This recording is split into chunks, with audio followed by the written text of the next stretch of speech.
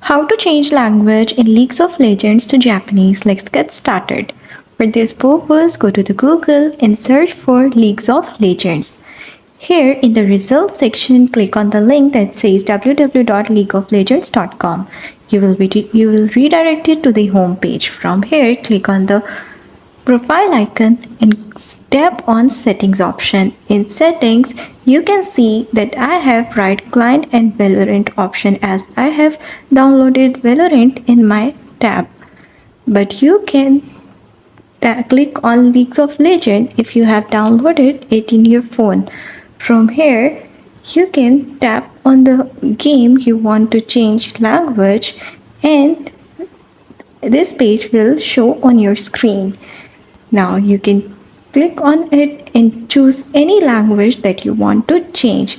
Here I am choosing Japanese as my language.